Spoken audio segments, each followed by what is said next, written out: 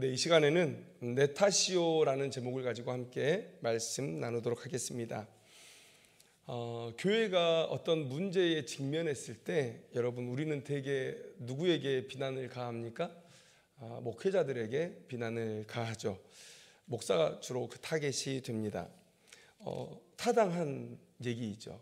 우리가 구약 성경의 말씀을 봐도 하나님께서는 하나님의 나라가 타락했을 때 그 지도자들을 책망했습니다. 제사장, 또 레위인들, 또 왕들, 또 정치적인 지도자였던 방백들, 이런 사람들에게 하나님은 책임을 물으셨던 것을 우리가 성경 말씀 속에서 볼 수가 있습니다. 그래서 예레미야서 2장 26절의 말씀을 보면 도둑이 붙들리면 수치를 당함같이 이스라엘 집 곧 그들의 왕들과 지도자들과 제사장들과 선지자들이 수치를 당하였느니라. 왜 이런 책망을 듣습니까? 그 백성을 온전히 인도하지 못했기 때문에 큰 책임을 지는 이 지도자들이 책망을 듣게 되는 것이죠. 여러분, 예수님도 이 신약 시대에 지도자에게 큰 책임이 있다는 것을 말씀하셨습니다. 마태복음 23장 10절에 보니까 또한 지도자라 칭함을 받지 말라. 너희의 지도자는 한 분이시니 곧 그리스도시니라. 여러분, 우리가 이 말씀의 배경을 알아야 돼요. 선생이 그리스도 한 분뿐이니까 너희들은 선생의 위치에, 지도자의 위치에 앉지 마라, 그런 말씀이 아니고, 이 배경은 무엇이냐면 예수님은 그 시대에 스스로 선생이라고 자부했던 바리새인과 서기관들을 책망하고 계셨다라는 것을 우리가 알아야 돼요. 여러분, 그들은 스스로 모세의 자리에 앉았다고 생각하고 다른 사람들을 가르쳤습니다. 그렇게 선생의 대접을 받았던 사람들이죠. 모세의 자리에 앉았다. 여러분, 모세는 어떤 사람입니까? 하나님의 율법을 받아서 그 백성들에게 전했던, 가르쳤던 사람이죠. 똑같습니다. 이 대제사장, 바리새인, 서기관, 이런 종교 지도자들은 하나님으로부터 받은 이 말씀을 백성들에게 전하는 모세의 역할과 동일한 역할들을 받았던 것을 우리가 알 수 있습니다. 그러면 모세가 출애굽 때에 그 무지했던, 믿음 없었던 이스라엘 백성들을 이끌고 40여 년의 여정을 통과해서 그 가나안까지 백성들을 인도했던 것과 같이 이 말씀을 맡은 자들이 어떠해야 하겠습니까? 그 주신 말씀대로 이 백성들을 인도해야 되겠죠. 그런데 그러지 못했다는 거예요. 선생 대접은 받고 있으나 그들의 행하는 것은 다 외식뿐이었어요. 그래서 백성들이 그들을 통해서, 또 그들의 삶을 통해서 배워야 할 것들이 아무것도 없었다. 그래서 3절에서 예수님께서 그들을 비판하시면서 그들이 말하는 바는 행하고 지키되 그들이 하는 행위는 본받지 말라. 여러분, 예수님께서 지도자라 칭함을 받지 말라, 이 말씀 무슨 얘기입니까? 지도자 되지 마라, 선생 되지 마라, 이런 말씀이 아니라 스스로 지도자라고 말하면서 그에 합당한 행위는 하지 못하는 무익한 종들을 향해서 너희들에게 큰 책임이 있을 것이다 라는 말씀을 하신 것이죠. 여러분, 이 주제로 또 야고보, 예수의 형제 야고보가 우리에게 말씀을 해주신 적이 있습니다. 야고보서 3장 1절 말씀을 보니까 내 형제들아, 너희는 선생된 우리가 더 큰 심판을 받을 줄 알고 선생이 많이 되지 말라, 이렇게 말씀하고 있습니다. 정말 선생 되지 말라는 얘기인가? 여러분, 초대교회를 보면 이 예수의 형제 야고보가 몸담았던 그 초대교회를 보면, 특히 그 예루살렘 교회를 보면 많은 지도자들이 있었습니다. 여러분, 이미 12사도가 있었고요. 그리고 사도 바울과 같은 많은 영적인 지도자들이 있었습니다. 또 디모데, 디도와 같은 한 교회를 책임지는 담임 목회자가 있었습니다. 또 각 교회에 장로들이 있었습니다. 그리고 필요에 따라서 세워진 7 집사가 있었죠. 여러분, 그저 봉사만을 위한 직분이었다라고 보기에는 여러분, 집사의 직분이 꽤 광범위했습니다. 여러분, 우리가 7 집사 중에 스데반의 이야기를 우리가 사도행전을 통해서 알고 있는데, 사도행전의 그런 영적인 깊이라든지 그런 설교를 통한 성경적인 지식, 이런 것들을 생각해 볼 때 이 집사의 직분은 단순히 공교회하기 위한 그런 봉사의 책무만을 지는 것은 아니다. 그 교회의 리더로서 역할을 하고 있었다라는 것을 우리는 알 수가 있죠. 이렇게 초대교회에 다양한 직분들의 지도자가 있었는데 예수의 형제 야고보가 이 예루살렘 교회에서 사역하면서 이렇게 말한 이유는 무엇이냐? 그것은 예수님의 말씀과 똑같이 지도자에게는 그만큼 큰 책임이 따른다라는 것을 알려주기 위해서 그렇게 말씀을 했다는 것을 우리는 알아야 되는 것입니다. 그래서 야고보서 3장 1절 이후의 말씀들을 보면 계속해서 거룩한 말을 해라, 또 거룩한 행실을 해라, 그렇게 하면서 지도자 될 사람들의 그런 덕목에 대해서 강조하는 것들을 우리가 볼 수가 있다는 것입니다.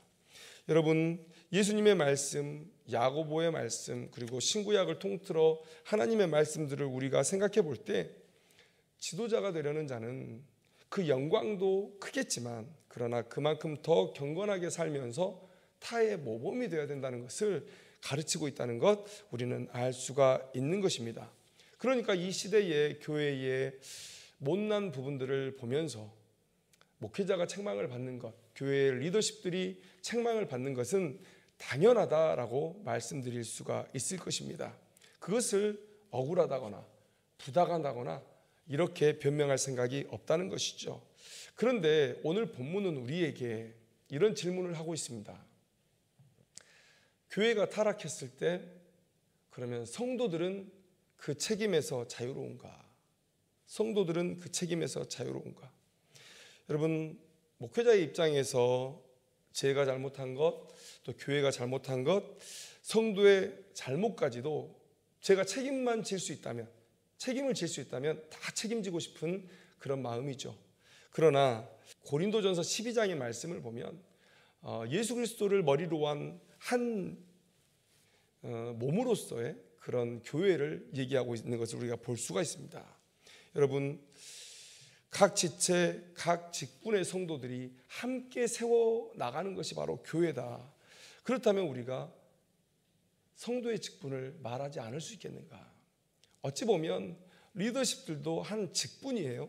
성도들도 한 직분자로서 그 자리에 있는 것입니다. 그러니까 그 책임의 경중은 다를 수 있겠지만 그러나 우리가 이 교회의 타락 앞에 함께 책임을 지는 그런 모습, 오늘 설교의 말씀처럼 서로가 내 탓이오라고 말하면서 회개하며 교회를 세워나가야 되는 그런 책임감 정도는 우리가 가져야 되지 않겠는가라는 것이에요. 여러분, 오늘 본문 속에서 하나님께서는 이 이스라엘 백성들에게 책망하시는 그런 모습들을 볼 수가 있습니다. 자, 우리 본문 속으로 한번 들어가 보는데요. 호세아서 7장 1절의 말씀을 보니까 내가 이스라엘을 치료하려 할 때에 에브라임의 죄와 사마리아의 악이 드러나도다. 그들은 거짓을 행하며 안으로 들어가 도둑질하고 밖으로 떼지어 노략질하며, 이렇게 기록하고 있습니다. 자, 여기서 말하는 에브라임과 사마리아는 누구냐? 그러니까 왕도 또 제사장도 여러 종교 지도자들도 통칭하는 그냥 모두의 에브라임, 모두의 북이스라엘을 말하는 것인가? 그런데 여기서 그들을 어떻게 우리가 정의해야 되는지 힌트가 3절과 7절에 나와 있습니다. 자, 3절 말씀 먼저 보면 그들이 그 악으로 왕을 그 거짓말로 지도자들을 기쁘게 하도다. 여러분, 그들과 지금 왕과 지도자들이 별개로 떨어져 있다는 것을 우리는 알 수가 있는 것이죠. 그들은 왕 아닙니다. 그들은 지도자가 아닙니다. 자, 7절의 말씀을 보면 그들이 다 화덕같이 뜨거워져서 그 재판장들을 삼키며 그들의 왕들을 다 엎드러지게 하며 그들 중에는 내게 부르짖는 자가 하나도 없도다. 자, 여기서 또 누구와 나눠지고 있냐면 재판장들과 나눠지고 있고 또 왕들과 나눠지고 있어요. 그들은 재판장이 아니고 그들은 왕들이 아닙니다. 여러분, 과거에 재판을 누가 했습니까? 물론 왕이 기본적으로 재판을 담당합니다.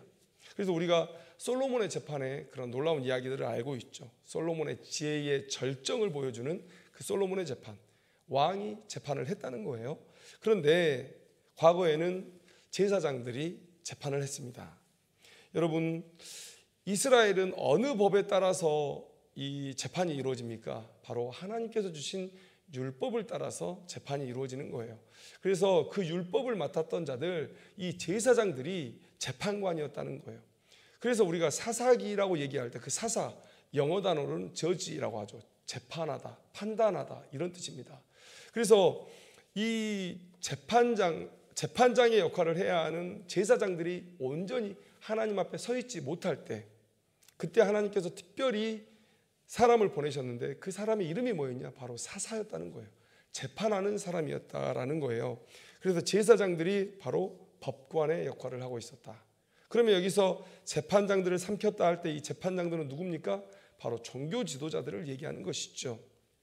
그러니까 여기서 그들은 왕도 아니고 이 종교 지도자들도 아니다. 그러면 이 그들은 누구냐? 오늘 본문을 보니까 떼지어 다니고 막 이런 표현들을 볼 때 다수의 사람들을 얘기하는데 왕도 아니고 방백도 아니고 지도자도 아니고 제사장도 아닐 때 그들은 일반 이스라엘 백성들을 얘기하는 것이다 라는 것을 우리가 충분히 알 수가 있다는 것입니다.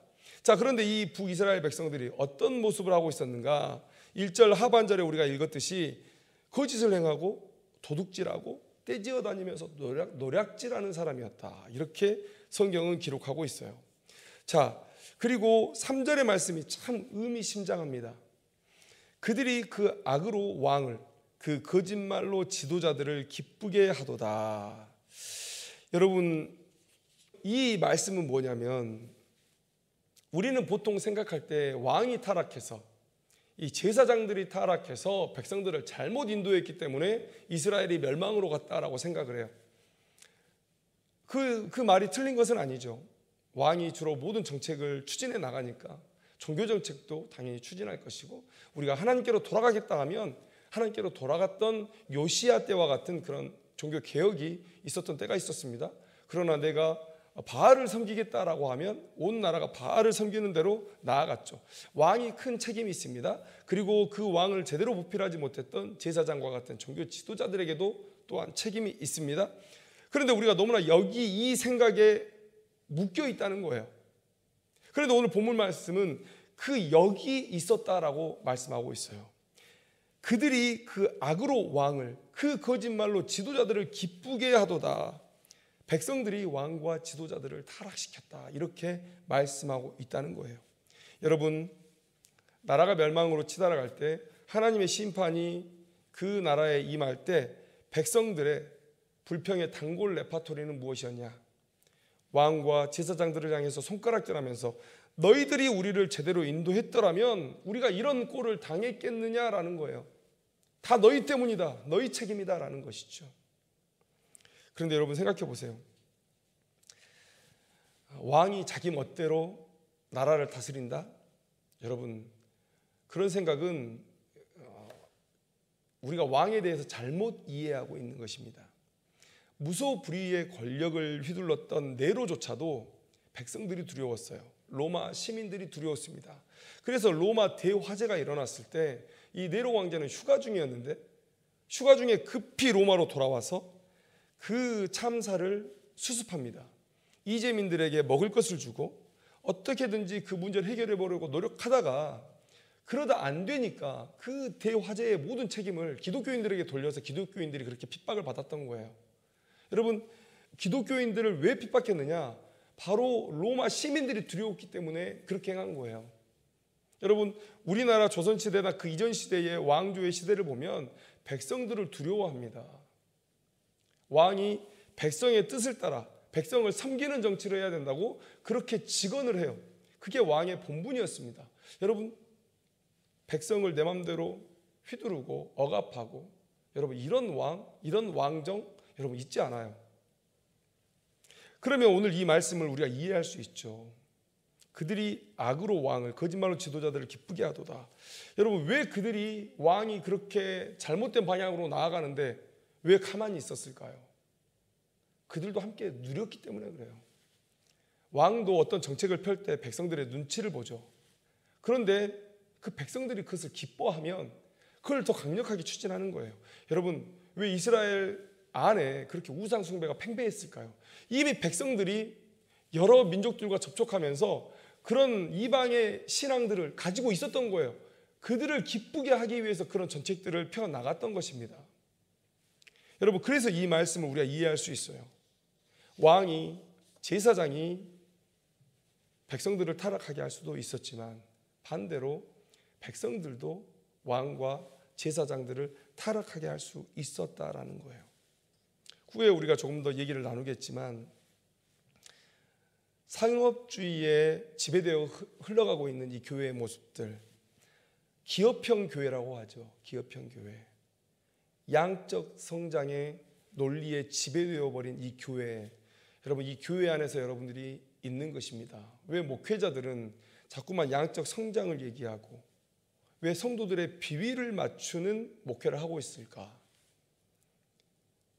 너희들이 잘못해서 한국교회가 지금 이 모양이지 않느냐라고 비난을 하실 때 여러분들이 과연 목회자가 어떤 목회를 하기를 바라는지 여러분들의 마음의 속 깊은 곳에 있는 그 진심을 한번 끄집어내 보세요.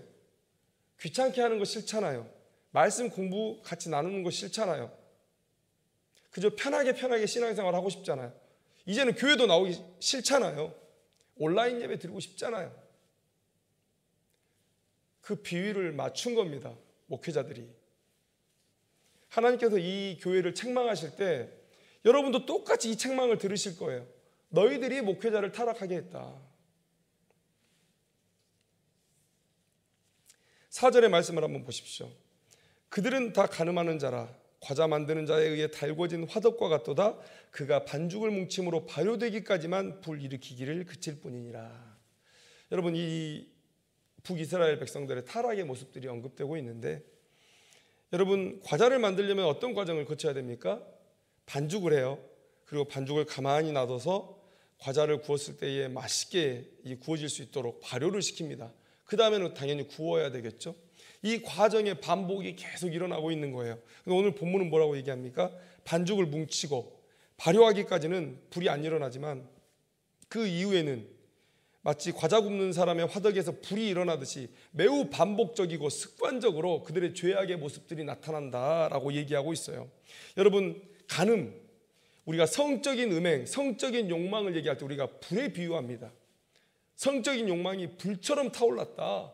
여러분 그 화덕의 뜨거운 열기, 그것이 바로 북이스라엘 백성들에게 나타나는 이 영적인 간음의 모습이에요. 물론 육적인 간음이 없었다고 말씀드릴 수는 없죠. 우리가 이 성적인 타락이 이 타락의 큰 위치를 점하고 있는 것을 볼 때 육적인 간음이고 영적인 간음이고 그들의 모습 속에서 매우 정기적이고 습관적으로 불타올랐다라는 것을 보여주고 있다는 거예요. 북이스라엘이 이렇게 타락하고 있다는 거예요. 6절 말씀에도 보니까 그들이 가까이 올 때에 그들의 마음은 강교하여 화덕 같으니 그들의 분노는 밤새도록 차고 아침에 피우는 불꽃 같도다. 그들의 분노가 항상 아침에 이 과자를 굽기 위해 불을 피우는 그런 화덕처럼 계속해서 정기적으로 또 습관적으로 타올랐다는 것을 말씀하고 있다는 거예요. 그래서 7절 말씀에 뭐라고 얘기합니까?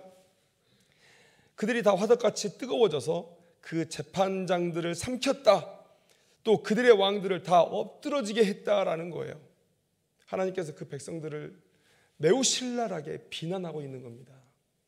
자, 백성들이 왕을, 제사장을 바로잡으려 했을 때 바로잡을 수 있었다는 거예요. 그런데 백성도 왕의 눈치를 보고 왕도 백성의 눈치를 보면서 그들이 서로 시너지 효과를 내면서 함께 악을 향해 달려갔다. 오늘 그 말씀을 이 7절 말씀 속에서 우리에게 주고 계시다는 거예요. 이스라엘 백성들은 단지 수동적으로 죄에 끌려갔던 자들이 아니라 그들이 앞장서서 타락했고 오히려 왕과 제사장들을 그들의 입맛에 맞게 이끌었던 북이스라엘의 백성들은 죄의 주동자들이며 멸망으로 가는 그 여정의 주동자들이었다, 리더들이었다라는 것을 오늘 호세아서 7장 7절의 말씀은 우리에게 주고 있다는 것입니다. 여러분, 그렇다면 이 시대의 교회의 문제, 심하게 말하면 타락, 이런 것들을 우리가 얘기한다면 과연 그 책임은 누가 져야 하느냐라는 거예요. 서두에 말씀드렸지만 저는 목회자로서 그 모든 책임을 감당해야 될 그런 영적인 의무를 안고 있는 줄 압니다. 그런데 성도님들은 이렇게 말씀하시겠습니까? 나는 그저 따라가기만 했을 뿐이다. 모든 책임은 리더에게 있다. 여러분, 이 변명을 하나님께 했을 때 하나님께서 그 변명을 받아주시지 않으시겠다고 지금 이 호세아서 7장 1절에서 7절 말씀에 우리에게 못 받고 계시다는 거예요. 여러분, 이런 말씀을 드리고 싶습니다. 여러분, 지금 교회가 처한 위기에 대해서 함께 공감하고 있지 않습니까? 저만 교회의 위기를 얘기하고 있고 여러분들은 교회가 지금 잘 가고 있다라고 생각하시는 거예요. 여러분도 교회가 가진 문제의 원인에 대해서 함께 알고 계시잖아요. 그래서 여러분 우리 교회에 대해서 비판하잖아요. 또 교회가 어느 방향으로 나아가야 되는지 여러분들 알고 계시잖아요. 목사만 알고 있는 거 아니잖아요. 또 여러분들 자신이 교회 안에서 어떤 목소리를 내야 하고 뭘 해야 되는지 여러분 알고 계시잖아요. 모르십니까? 다 알고 계시잖아요. 그런데 왜 잠잠하셨어요? 하나님께서 말씀하세요. 너희들이 타락을 즐긴 거 아니냐? 너희가 그 교회의 허약함을 누리고 있었던 것 아니냐? 교회답지 못한 그 모습 안에서 너희들이 신앙적으로 안주하면서 그것들을 누리고 있지 않았느냐? 오히려 그것들을 발판으로 세상을 더 열심히 누리고 그렇게 누리고 사는 것에 대한 신학적인 합리화를 하고 있었지 않느냐라고 하나님께서 지금 말씀하고 계신 거예요. 양적 성장주의에 지배되었어요. 상업형 교회, 기업형 교회. 그래서 교회가 성도들에게 영적인 도전을 하지 못해요. 영적인 강제를 할 수가 없어요. 분명히 하나님께서 말씀하시는 바는 여기에 있는데 이걸 얘기하지 못해요. 그래서 여러분들 좋으셨잖아요. 그렇게 편한 삶에 안주할 수 있어서 좋으셨잖아요. 양심의 가책 안 받으셔서 좋으셨잖아요. 그런 적당함이 좋으셨던 거 아닙니까? 그런데 교회를 향해서 비판할 때는 또 사정없이 비판하죠. 자신의 책임은 아무것도 없다는 듯이 그렇게 비판하시죠. 북이스라엘 백성들이 이렇게 했다는 거예요. 나라가 잘못 가고 있고 삶이 제대로 안 풀릴 때는 그저 왕이나 제사장이나 비난하고 그렇게 분노의 배설구처럼 그렇게 사용했던 것이죠. 잘 되면요, 잘된 때는 또 왕과 열심히 결탁해서 타락해 가죠. 여러분 생각해 보세요. 세상 속에 존재하는 교회, 상업적 논리가 지배하는 이 교회라면 여러분 더욱더 여러분들의 말씀을 거절할 수 없습니다. 그렇다면 하나님은 여러분들에게 이 북이스라엘의 때보다 더 강하게 책임을 물으실 것이다. 여러분 이것을 아셔야 되는 거예요. 여러분 구약시대는요, 어느 정도 수동적일 수밖에 없었던 그런 이유가 있습니다. 왜냐하면 여러분 구약시대에는 모든 사람이 다 성령 충만하지 않았어요. 하나님께 특별히 쓰임받는 일꾼들에게 성령이 부어졌습니다. 그래서 여러분 하나님의 성막을 위해서 일했던 사람들, 모세와 여호수아와 같은 그런 지도자들, 그리고 사사들, 또 사울과 다윗과 같은 왕들, 하나님께서 특별히 필요한 순간에 그런 필요한 사람들에게 성령을 부어주시고 성령 충만케 하셔서 그 역사를 이루어 가셨어요. 그리고 그 성령께서 계속 머무시는 것이 아니라 그 목적이 끝나면 그렇게 떠나시는 그런 장면도 우리가 볼 수가 있죠. 하나님의 백성 모두에게 임한 것도 아니고 영원히 내주하셨던 것도 아니에요. 그런데 지금 이 시대는 어떻습니까? 예수님께서 승천하신 이후에 약속하신 대로 성령을 교회에 부어주시기 시작하셨습니다. 먼저 제자들과 120 문도들에게 성령이 부어졌습니다. 그리고 그 이후에 성령은 모든 신자들에게 부어졌습니다. 성령을 받은 이후에 이 예루살렘 성전에서 설교하던 베드로의 이 핵심 메시지는 뭐였죠?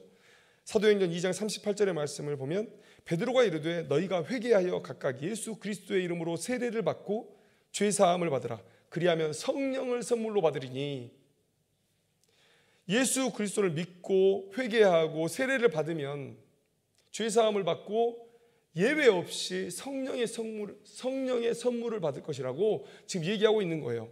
그래서 그 이후에 이 시대까지도 주님이 다시 오실 그 시대까지 계속해서 예수를 주로 고백하는 모든 사람들에게 성령께서 임하실 것입니다. 여러분, 성령은 곧 하나님이시고 자신의 목적을 이루시는 능력이 되시고 또 지혜가 되세요. 여러분, 성령이 부어졌다. 여러분, 부어졌다. 여러분, 이 표현에서 우리가 알 수 있는 것처럼 하나님의 우리 안에 내주하심이 얼마나 강력했는지 여러분, 그걸 얘기하고 있는 거예요. 부어졌다. 완전히 적셔져 버린, 성령으로 완전히 젖어버린 상태를 얘기하는 거예요. 그래서 우리는 원하기만 한다면 얼마든지 하나님과의 교제가 깊어질 수 있고 그분의 뜻을 따를 수 있고 또 성취할 수 있는 그런 능력을 우리가 갖고 있는 거예요.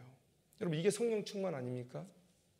여러분, 그런데 매우 제한적으로 성령이 임했던 그 구약의 시대, 그 시대에 북이스라엘의 백성들이 하나님께 이만큼의 책망을 받았다면 하나님의 성령이 넘치도록 부어지고 있는 이 시대에는 얼마나 큰 책망을 받을지 우리가 무슨 핑계를 댈 수 있을까요? 예전에 천주교에서 했던 캠페인인데 여러분, 네타시오라는 캠페인이 있었습니다. 네타시오. 스티커를 여기저기 많이 붙였던 기억이 나요. 저희도 어디서 구해가지고 뭐 차에도 붙이고 또 책에도 붙이고 뭐 이랬던 기억이 납니다. 여러분, 회개는 네타시오에서부터 시작하는 것입니다. 내 영이 그래서 다시 살아나는 것이 이 네타시오에서부터 시작하는 거예요. 여러분, 교회가 다시 살아나는 것도 성도들의 네타시오라는 이 고백, 이 회개에서부터 시작될 수 있다. 여러분, 목회자는 목회자의 직분 안에서 네타시오를 얘기할 수 있습니다. 장로는 장로의 직분 안에서 네타시오를 말하고, 집사는 집사의 입장에서 네타시오를 말하고, 그리고 우리 모든 성도들은 각자 하나님의 부르심의 소명 따라서 네타시오, 하나님의 소명에 불순종했던, 불충성했던 나의 모습을 회개하고, 또 교회를 살아가지 못했던 내 모습들을 회개하고 네타시오를 얘기하면서 각자의 자리에서 교회의 아픔을 보듬고 함께 수고해 나갈 때, 그럴 때 교회가 다시 살아나는 것입니다. 니타시오 하면 결국 함께 망하는 것밖에 없어요. 오늘 하나님께서 이 호세아 전체의 말씀을 두고 얘기하고 계시잖아요. 여러분, 앞에서 우리는 왕이 책망을 받습니다. 선지자가 책망을 받습니다. 그 정치적인 지도자였던 방백들이 심판을 받습니다. 그 사람들에게 비난하지 않겠다는 게 아니에요. 책망하지 않겠다는 게 아니에요. 근데 오늘 이 7장 1절에서 7절까지의 말씀 속에서 백성이라고 그 책임에서 자유로울 수 없다 라고 말씀하시는 하나님의 음성을 듣는다는 거예요. 여러분, 고장난명이라는 말이 있습니다. 한 손으로는 소리가 안 나요. 여러분, 목회자가 아무리 타락하려고 열심히 노력해도 그것을 눈 감아주는 성도, 그것을 함께 누리고 있는 성도가 없으면 여러분, 소리 나지 않습니다. 그냥 혼자 미쳤다는 소리를 들을 뿐이에요. 함께 맞장구를 쳤기 때문에 교회가 지금 문제가 있다면 문제가 있는 것이고, 타락을 했다면 타락을 한 것입니다. 다시 일어나는 것도 우리가 함께 손을 부딪힐 때 가능한 거라는 사실, 여러분, 우리가 알아야 되는 것이죠. 교회가 못났어도 우리가 함께 그 일들을 행한 것입니다. 교회가 잘 되어도 우리가 함께 한 것입니다. 여러분, 직분대로 나뉘어서 우리가 서로를 향해서 손가락질하면서 비난하기보다는 함께 회개하며 함께 세워감이 하나님 앞에 바른 태도다라는 것을 우리가 알았으면 좋겠어요. 여러분, 각자의 자리에서 자신이 해야 될 일들에 대해서, 사명에 대해서 바른 인식을 가지고 그동안 그 일들을 행하지 못했던 것을 회개하고 앞으로 더욱더 충성 헌신하기를 결단하기를 소망합니다. 그래서 주님께서 우리에게 부탁하신 땅끝까지 이르는 복음의 전파와 주님이 오시는 날 많은 열매들을 가지고 주님을 만날 때 부끄러움이 없는 우리들의 인생이 되기를 주님의 이름으로 축원합니다. 기도하겠습니다.